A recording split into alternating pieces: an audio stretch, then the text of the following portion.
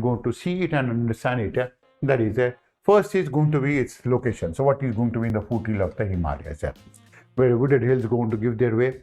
Second is it's a great variety of life and it has many endangered species: tiger, pygmy hog, Indian rhinoceros, Indian elephant, black buck, xinx, all of them are part of it. So the question that will be asked is, through the Manas National Park, there is a river that goes into Tumbu. That's one. It's located in Aravali, or it's located in Shivaliks. It is going to be comprising a good number of grasslands, so it is going to be completely wooded. It is located at a very good height. And then these are the type of animals that are going to be not associated or associated with it. And while it goes on to talk about it, it may going to insert some of these animals which will be completely out of place.